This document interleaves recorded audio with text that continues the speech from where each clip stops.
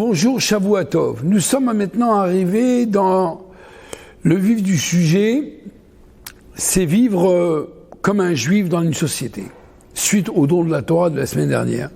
Avec beaucoup d'émotions, nous avons reçu les 10 commandements et nous voilà maintenant face à des cas au quotidien. Il y avait une fois un jeune homme, après un long voyage, il s'est retrouvé face à une maison, il est parti voir une personne, il a frappé à la porte et il y a une personne à un certain âge qui a ouvert la porte. Il lui a dit « Je suis venu ici pour chercher un diamant dont j'ai rêvé qu'il était ici. » La personne lui dit « Effectivement, il y a un diamant ici depuis des années qui est là. » Et il lui a donné, tranquille, il lui a donné le diamant. Le jeune homme est retourné chez lui, il a fait un somme, il a dormi, mais il a mal dormi. Il est revenu chez la personne âgée, il lui a dit « Je te rends le diamant. » Il lui a dit « Ce n'est pas ce diamant que je veux, mais je veux plutôt ton diamant, cette facilité, cette possibilité de faire les choses, de donner le diamant d'une manière facile. » Qui signifie quoi en réalité? La paracha cette semaine, ce qui est étonnant quand même, après le don de la Torah, j'aurais pensé que plutôt que Dieu allait commencer son cours par la foi en Dieu, la croyance en Dieu, par des choses qui sont totalement spirituelles. Et là, a priori, je vois quelque chose dans cette paracha totalement rien à voir. Lorsque tu accueilleras un esclave, tu vas le garder pendant 6 ans, s'il veut rester après, il va devoir être poinçonné, son oreille. On voit personne qui a endommagé une autre personne. Si tu vois ton ami avec une surcharge, il y a une mitzvah d'aller l'aider, même si c'est ton ennemi. Donc c'est réellement des choses totalement matérielles. Même si c'est ton ennemi, il faut l'aider, etc., etc. Toutes les mitzvot, vraiment, une personne à une autre, sociale, de toute la société que nous vivons tous les jours, et ne pas avoir une haine envers ton frère, de régler les problèmes de manière positive, et de ne pas se venger, de ne pas... Toutes ces mitzvot qui font qu'on est des êtres humains normaux, éduqués. Il est quand même étonnant qu'après le don de la Torah, j'aurais pensé peut-être qu'on parlerait beaucoup plus de spiritualité. Eh bien, cette question, ça m'a été une même question que le rabbi pose au début de la paracha. Dans tous les cas possibles, imaginables de loi, des litiges qu'on peut avoir entre un juif et un autre, des problèmes, des lettres qu'on doit avoir avec un autre, la mitzvah d'aimer son prochain, d'aider son prochain, Dieu a trouvé qu'une seule mitzvah, c'est que lorsque tu achèteras Eved Ivri, un esclave hébreu, 6 années il va travailler, et s'il veut rester, tu vas devoir lui poinçonner l'oreille.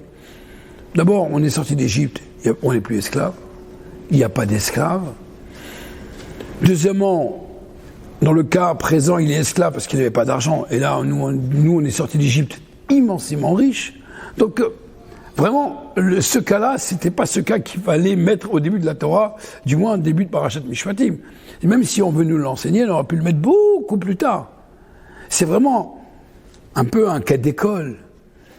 Il n'y a pas d'esclaves, on a de l'argent, on a tout ce qu'il faut. Parlons d'autre chose. Mais en vérité, la Torah veut nous montrer ici, après le don de la Torah, c'est que Dieu veut nous montrer la relation directe lorsqu'on accomplit une mitzvah et les effets positifs que la mitzvah peut faire en faisant une mitzvah. Et malheureusement, lorsqu'on fait quelque chose qui est interdit, les effets négatifs qui pourraient, Chav Shalom, en découler. Le cas présent, il est que lorsqu'un esclave décide de continuer d'être un esclave, un Eved, en sachant très bien qu'il est déjà un serviteur, nous sommes les serviteurs du Créateur de Dieu, puisque nous l'avons dit au Mont Sinaï, mais lui, il va être le serviteur du serviteur. Et donc la Torah dit, on va te poinçonner l'oreille, parce que tu as mal entendu au Mont Sinaï que tu es le serviteur de Dieu et pas d'autres personnes. Et donc automatiquement, on lui poinçonne l'oreille. Donc c'est intéressant de voir que c'est la seule et unique mitzvah, a priori, qu'on voit une relation directe entre ce que si on ne fait pas ce qu'il ne faut pas faire, voilà ce qu'on reçoit. Prenons l'exemple, la Torah nous donne que lorsque je dois respecter mes parents, Dieu nous dit qu'il va nous rajouter les manières à la dama. Dieu il nous promet qu'il va nous rallonger la vie. Il nous rallonge la vie. Ça, je ne peux pas le prouver, ça. Mais je ne peux pas savoir combien de temps on va vivre. Donc je ne peux pas savoir si Dieu m'a rajouté. Qui a dit? Peut-être que ma vie était prévue comme ça. Qui peut prouver cela? C'est Dieu qui écrit comme ça, comme quoi que si je respecte mon père et ma mère, Dieu va me donner comme récompense la longévité. Très bien, il n'y a pas de problème. Et je ne vois pas le rapport entre donner une longévité et entre le respect des parents, bien qu'il y ait une raison là-dessus. Mais je ne vois pas le rapport entre le respect des parents et le fait que Dieu me donne comme récompense, il va me rallonger la vie. Par contre, l'esclave qui décide d'être encore une fois esclave après les 6 années, qui devrait être normalement libre, là automatiquement, on te poissonne l'oreille pour te montrer que tu n'as mal entendu au Mont Sinaï, que tu es le serviteur de Dieu avant toi et personne d'autre.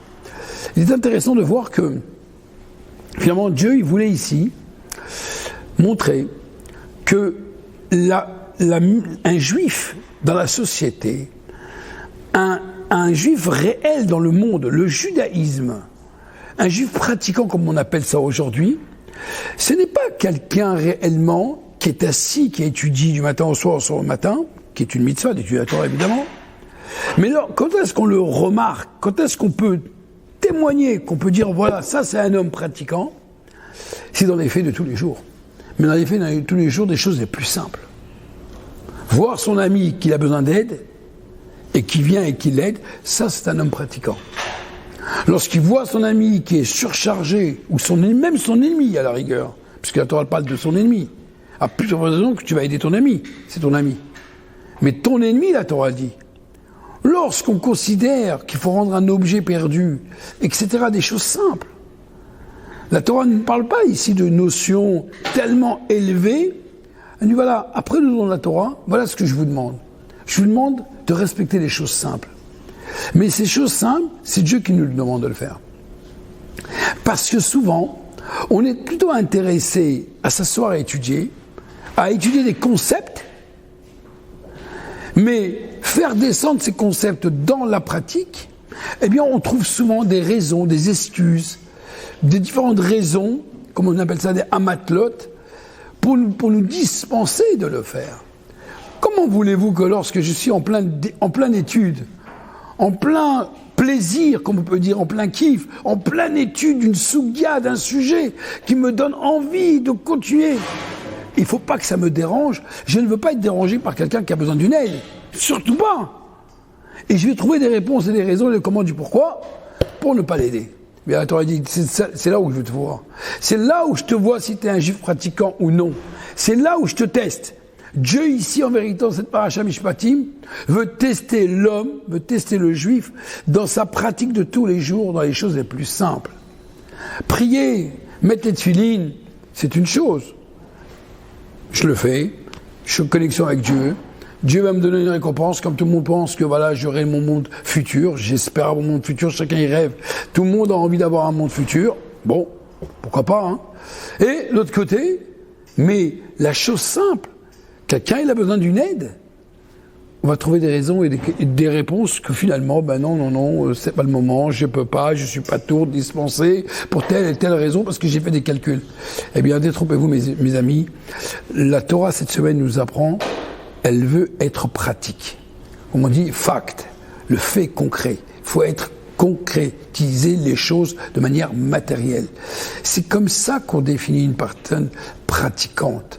Ce n'est pas autrement. Ce n'est pas à la synagogue, comme je dis toujours, même si un homme il peut prier en levant les mains, en bougeant la tête, ou ce que vous qui reste 3 heures en priant, c'est très bien, c'est parfait, c'est extraordinaire. Il n'y a pas de problème. Mais c'est lorsque on va lui demander quelque chose, un service, et c'est là que cette personne-là, la réponse qu'il va donner, va définir réellement si ce qu'il a étudié, il l'a vraiment assimilé, ou finalement c'est deux mondes séparés. Eh bien c'est ça en vérité la paracha Mishpatim. La Torah voulait absolument nous mettre entre une mitzvah, entre guillemets un cas d'esclave, et la conséquence directe, c'est la seule et unique mitzvah dans la Torah où on voit le non-respect d'une mitzvah, entre guillemets, voilà, nous avons un esclave, il est censé travailler 6 années, a priori, après il doit être libre, et bien finalement la personne décide de rester chez son maître, et bien la Torah dit très bien, et bien tu seras puni en étant poinçonné sur l'oreille. Pourquoi ? Parce que tu as oublié ce que Dieu il a dit. Vous êtes les serviteurs de Dieu et non les serviteurs des serviteurs. Et c'est donc, on voit la première mitzvah, cause et effet. Que Dieu il fasse qu'on ait cette facilité de se lever, comme cette personne âgée, de rendre le diamant. Et le vrai diamant, c'est pas de donner le diamant, c'est encore plus que ça. C'est d'agir avant qu'on nous le demande. C'est de faire les choses avant qu'on nous le demande. Et c'est de faire les choses en comprenant de soi-même qu'on a besoin de chacun, de nous, de vous, pour agir dans ce monde. Et c'est de cette manière qu'en vérité, Mashiach est en train de nous tester dans le monde dans lequel on vit. C'est de savoir si réellement on est présent ou on fait nos calculs à nous, derrière le comment du pourquoi, quelle est la raison vraiment, quel intérêt j'ai de me lever, de partir, d'aller, de pas aller. On nous demande de faire une mitzvah, eh bien on se lève et on le fait, et avec un grand sourire, une grande joie, et grâce à ça, si Dieu veut, on espère très bientôt, on aura l'avenue du Mashiach. Merci beaucoup.